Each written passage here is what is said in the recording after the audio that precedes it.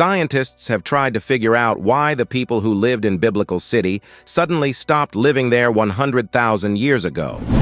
So far, they haven't found any clues or signs that could help. Archaeologists have now, however, found the answer. People who study art, religion, and archaeology have all been interested in how the towns of Sodom and Gomorrah burned down. The Bible says that as punishment for those towns' sins, God rained down burning sulfur and destroyed them all. Hello, and welcome back to our channel, where you can learn all about old artifacts. Today, we'll talk about how the true story of what happened to the city of Sodom in the Bible was found. Finding the city of Sodom in the Bible. Archaeologists working at this spot in Jordan may have found the city of Sodom from the Bible. Professor of Bible Studies and Apologetics at Trinity Southwest University, Dr. Stephen Collins, says that the Bronze Age city-state described in the Old Testament can be seen at the monstrous Tal el-Hammam site in the southern Jordan Valley, 8 miles northeast of the Dead Sea.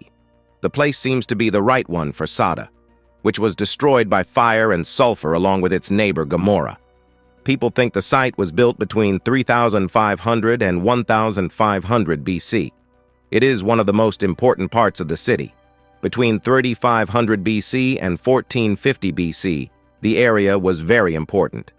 The city, which has been called monstrous, is split in two and has a clay wall that is 5 to 10 meters high around it. A lot of plazas lead to different ways. This doesn't mean that the part of the wall that kept the lower town safe was built without any plans. Think about it. New study says that a meteor sent a powerful Airbus that exploded and destroyed Sodom. A Bronze Age society on the north side of the Dead Sea may have been wiped out 3,700 years ago by an impact with the air. According to the Bible and the Quran, this is like what is said to have happened to Sodom and Gomorrah. They were destroyed by God's fire and sulfur. Side samples show that a very hot explosion destroyed an area of almost 200 square miles, including the Middle Gore, a flat area to the north of the Dead Sea. The abstract says that the strong shock waves from the blasphemy covered the area with a very hot Dead Sea brine and hydride salts. Because of this, it took at least 600 years for the area to heal and for people to start living there again. The soil's contamination and damage were signs of something like what happened in Tunguska in 1908, when a fireball in the sky was followed by blasts. It was found that the Siberian forest was bigger than thought, and Level Tal el-Hammam turned out to be Sodom and was destroyed by a cosmic Airbus. Still, the biggest question is, did someone, maybe a god, tell a rock to hit Sodom and kill him? The destruction of Sodom and what it means in the Bible. The Bible tells the story of Sodom and Gomorrah to show how bad sin can be for people. Abraham was warned when he heard that God was going to destroy Sodom and Gomorrah. He begged God to spare Sodom and Gomorrah if he could find 50 good people who were not guilty. God tells Abraham that he won't destroy the city if he finds 50 good people. When Abraham asks for fewer and fewer people, he finally asks for just 10. God's words, "For the sake of 10, I won't destroy it." God's angels come to Sodom and Gomorrah.